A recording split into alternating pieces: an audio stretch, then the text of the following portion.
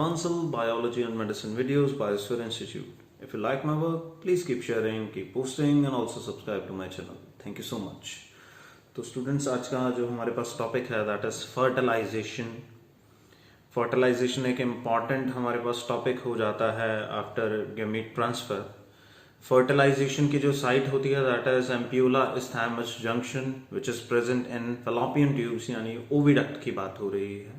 यहाँ पे एक खास जगह होती है एम्प्यूला इस्थाइमस जंक्शन जहाँ पे एग और स्पर्म आपस में फर्टिलाइज करते हैं. तो फर्टिलाइजेशन से पहले कुछ बेसिक्स कॉन्सेप्ट हमें समझने की जरूरत है. कुछ स्टैट्स के बारे में डिस्कस कर लेते हैं. ये सारे स्टैट्स आपके नीट के अंदर काम में आएंगे. तो पहला है हमारे पास ओवम. What is ovum? हमारे पास जो oocyte रिलीज हुआ था from ovary, that is also called as ovum. तो फिर हम एग किस चीज के लिए टर्म यूज कर सकते हैं? या तो आप कह लीजिए ओवम है, जिसे मैंने एक और नाम दिया क्या, oocyte plus egg membranes. Egg membranes. तो ओवम एग की मेम्ब्रेन के साथ अगर दोनों को एसोसिएटेड फॉर्म में डिस्कस किया जाए तो उसे टर्म नाम दी जाती है. The name of the term is egg. Generally हमारे पास जो एग होते हैं वो ओवल शेप के अंदर होते हैं, लेकिन कुछ केसेस में हमारे पास सिलेंड्रिकल एग्स भी हो सकते हैं. और वो केस किसका आता है? इंसेक्ट्स का.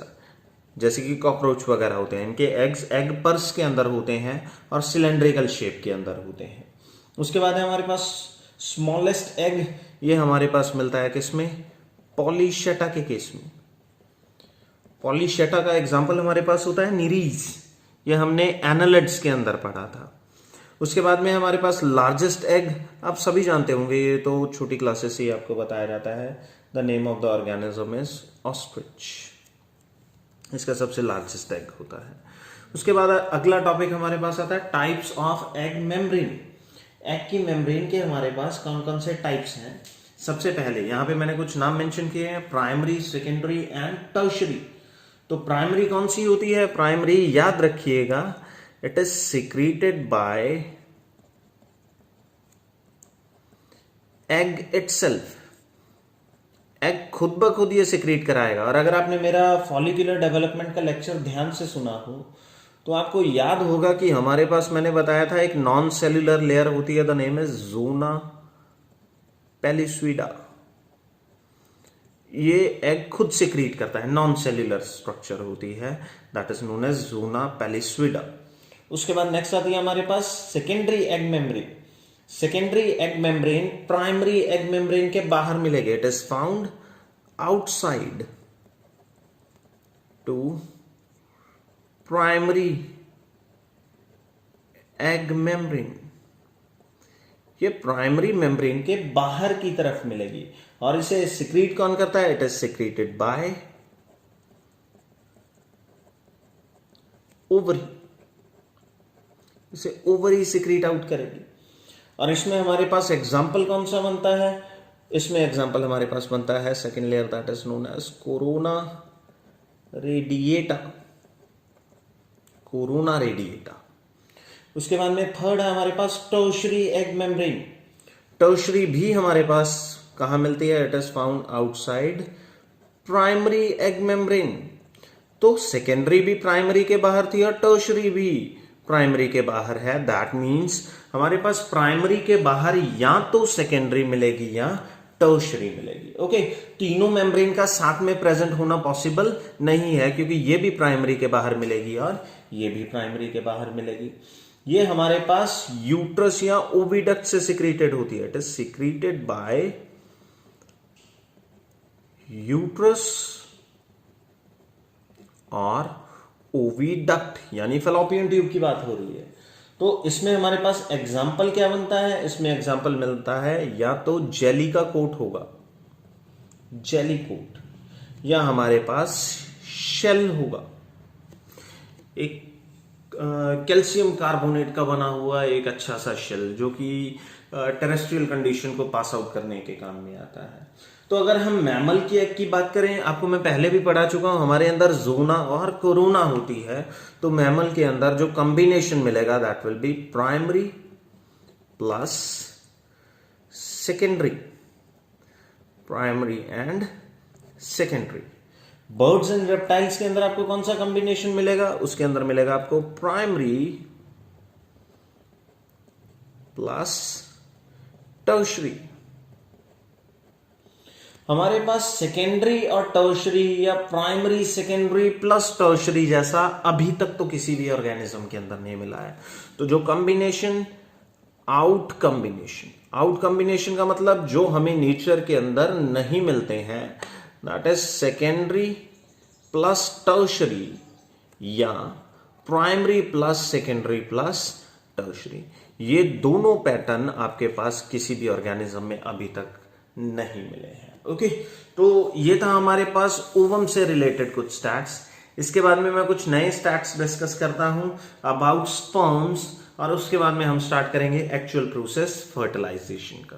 कुछ डेफिनेशंस देख लेते हैं। पहली डेफिनेशन है हमारे पास syngamy.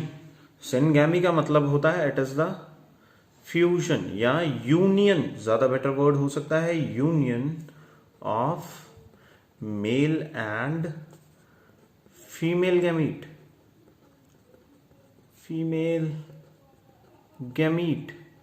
That is known as syngamy. Syngamy के बाद नेक्स्ट डेफिनेशन हमारे पास आती है व्हाट इज प्लाज्मोगैमी। प्लाज्मोगैमी का मतलब होता है it is intermixing of cytoplasm of both gametes, दोनों गैमीट के साइटोप्लाज्म का आपस में मिक्स होना, that is known as plasmogamy. Next is karyogamy, it is the fusion of male and female pronucleus.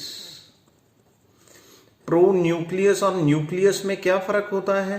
Pronucleus एक एनलार्ज स्ट्रक्चर होती है जब साइटोप्लाज्म को अब्सॉर्ब करके स्पर्म का जो न्यूक्लियस है और एग का जो न्यूक्लियस है वो थोड़ा साइज अल्टर कर लेता है, then they are called as pronucleus.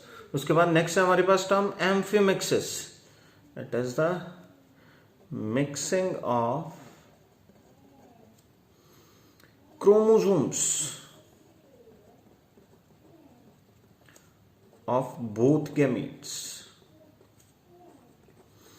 तो जब हमारे पास फर्टिलाइजेशन होना है तब हमारे पास प्लाज्मोगैमी, कैरियोगैमी, एम्फीमिक्सिस होगा और अल्टीमेटली हमारे पास फर्टिलाइजेशन यानी कि सिनगैमी कंप्लीट होगा। उसके बाद में नेक्स्ट है हमारे पास साइट ऑफ फर्टिलाइजेशन। आपको पहले भी बताया जा चुका है, इट इज एम्प्यूला इस्थैमस जंक्शन, और ये एम्प्यूला इस्थैमस जंक्शन कहां पे होता है? It is found in the fallopian tubes. Next है हमारे पास लाइफ ऑफ वोम। तो ये आपको अलग अलग बुक्स में अलग अलग मिलेगा, कई बुक्स से 48 आवर्स बताती हैं और कई बुक्स से 72 आवर्स बताती है, दोनों ही एक्सेप्टेबल हो जाएंगे, 48 to 72 आवर्स। लेकिन इसमें से ये जो फर्टिलाइजेशन के लिए रेडी अप होता है that is in first 24 hours. पहले 24 घंटे के अंदर अगर फर्टिलाइजेशन हो गई तो ठीक, वरना उसके बाद में फर्टिलाइजेशन की कैपेसिटी इसकी लूजन अप हो जाती है। उसके बाद में नेक्स्ट है time to reach the site of fertilisation. तो पहले 12 से 24 घंटे के अंदर रिलीज होने के बाद एग एम्प्यूला इस्थैमस जंक्शन तक पहुंच जाता है हमारे पास। उसके बाद next is coitus, it is the act of sexual intercourse. Male female bodies एक दूसरे के क्लोजन अप आती हैं और सेक्सुअल इंटरकोर्स का जो एक्ट है वो प्ले होता है, sexual intercourse, that is known as coitus. इस दौरान स्पर्म डिस्चार्ज करवा दिया जाता है in the female's body, sperm discharge in female body, that is known as insemination. उसके बाद में है पर इजैकुलेशन हमारे पास टोटल अमाउंट ऑफ स्पर्म कितना रहता है। हर इजैकुलेशन में राउंड अबाउट आप मान के चलिए 200 to 300 मिलियन स्पर्म्स इतने स्पर्म्स हमारे पास बाहर किए जाते हैं। उसके बाद में है जब ये फीमेल रिप्रोडक्टिव ट्रैक्ट के अंदर इंसमाइनेशन के बाद यानी डिस्चार्ज के बाद जब ये फीमेल बॉडी में मूव कर रहे हैं, तब इनमें से कुछ ही स्पर्म ऐसे क्यों होते हैं जो कि फैलोपियन ट्यूब तक पहुंच जाते हैं, एग्स तक पहुंच पाते हैं, जबकि इनका काउंट इतना ज्यादा था। हाई मोर्टेलिटी का हमारे पास रीजन है the acidic environment of female tract. Female का रिप्रोडक्टिव ट्रैक्ट है, उसका हमारे पास एनवायरनमेंट एसिडिक होता है, और इसके अलावा स्पर्म के जो ट्रेवल करने का पाथ है वो बहुत लंबा होता है। इसी वजह से भी हमारे पास इतने ज्यादा स्पर्म्स डाई कर जाते हैं। उसके बाद नेक्स्ट है हमारे पास स्पीड ऑफ स्पर्म। हमारे पास स्पर्म कितनी स्पीड से ट्रेवल करता है, दैट इज 1.5 to 3.0 mm पर मिनट। बहुत कम स्पीड है ये। ओके, तो ओवम की स्टेट क्या है बिफोर फर्टिलाइजेशन? ओवम अभी सेकेंडरी oocyte स्टेज में है, जिसकी मियोसिस प्रोग्रेशन के अंदर थी, लेकिन वो मेटाफेज के अंदर अरेस्ट हो चुकी है। ओके, तो ये था हमारे पास कुछ स्टैट्स। उसके बाद में लास्ट टॉपिक है हमारे पास कैपेसिटेशन।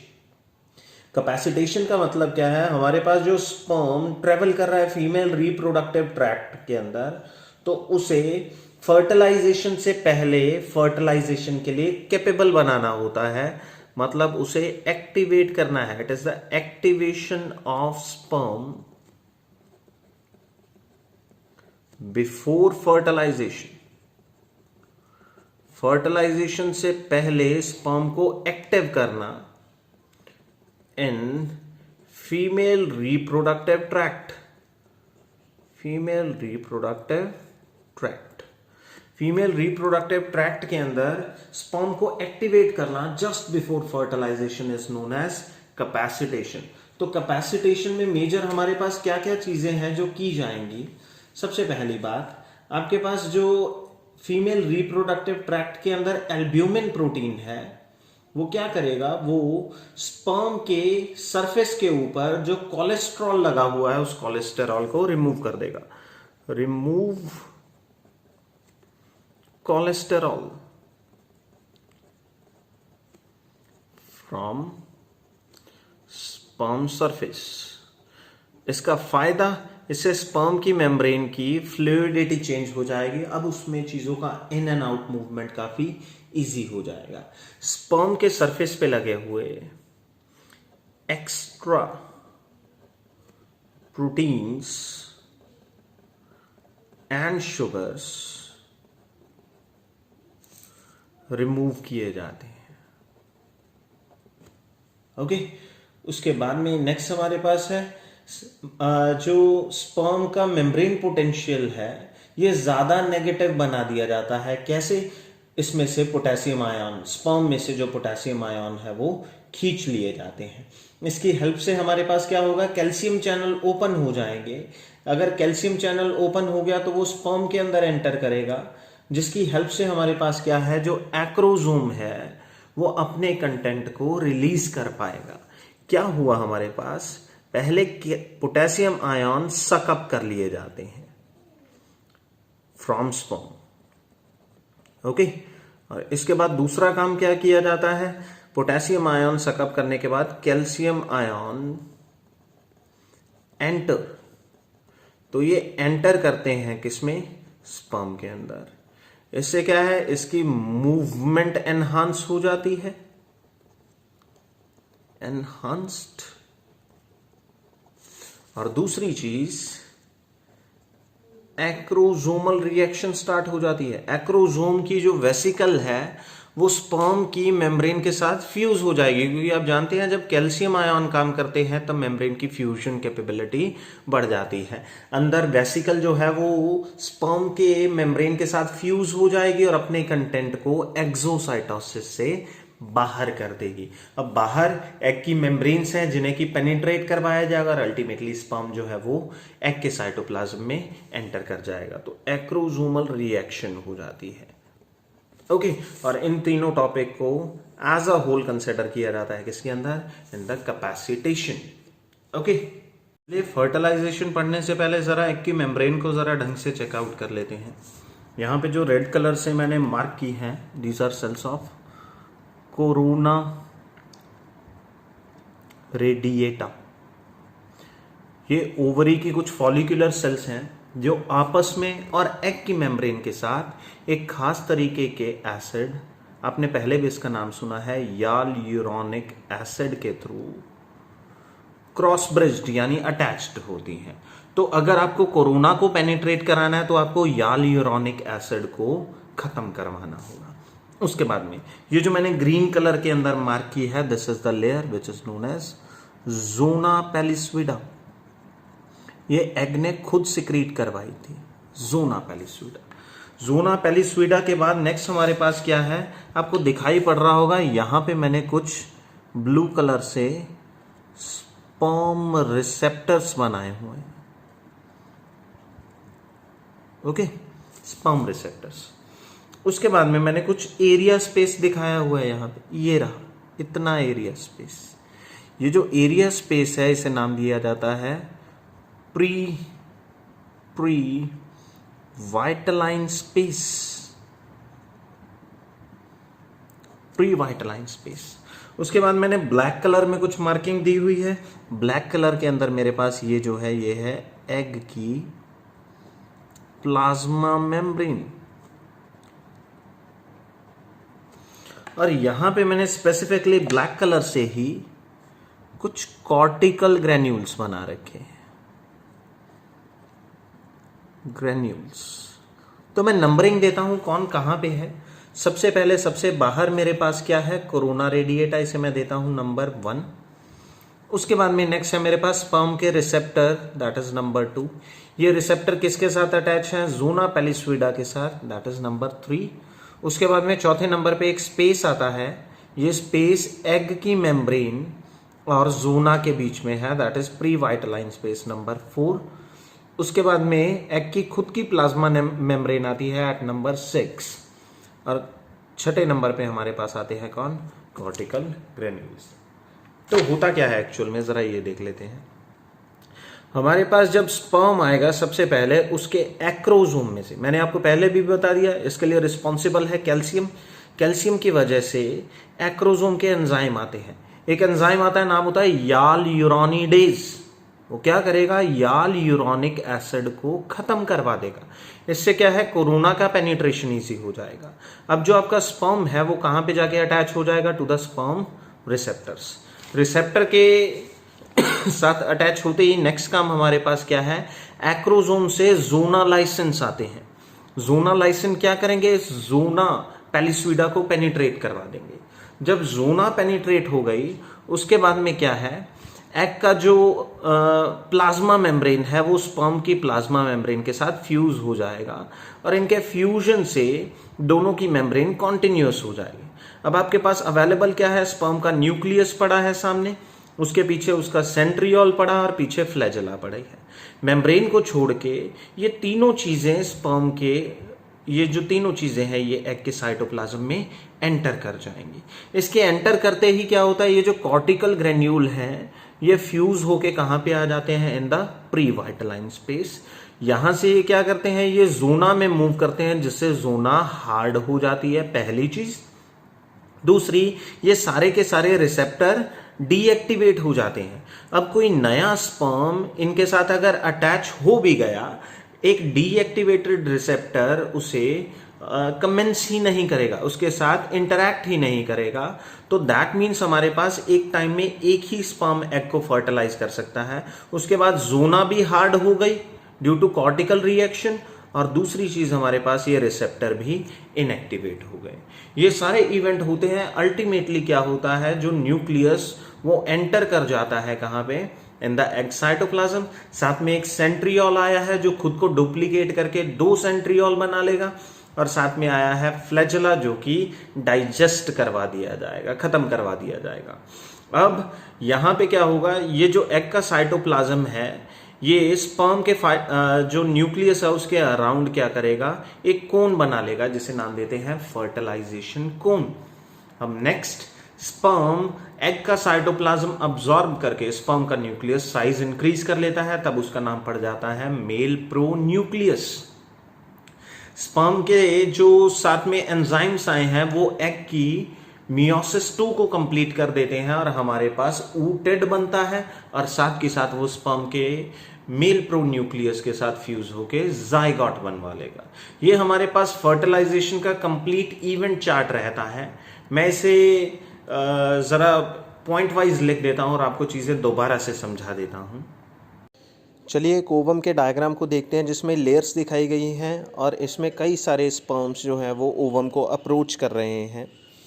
नेक्स्ट डायग्राम के अंदर स्पर्म का एग की मेम्ब्रेन्स के साथ जो भी इंटरेक्शन होता है उसे शो अप किया गया है, और अल्टीमेटली स्पर्म के न्यूक्लियस की एग के साइटोप्लाज्म में एंट्री को बेटर तरीके से दिखाया गया है। ज़रा इसे देख लीजिए, फर्दर मैं इसे आगे एक्सप्लेन कर देता हूँ।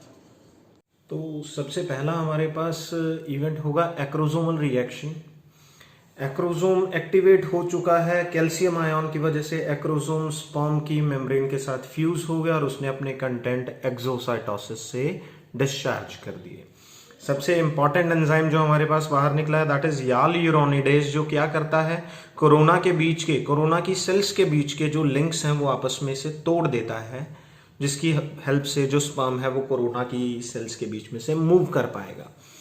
अब बहुत सारे स्पर्म्स कोरोना को पेनिट्रेट करते हुए जोना तक पहुंच गए और रिसेप्टर्स के साथ अटैच हो जाते हैं।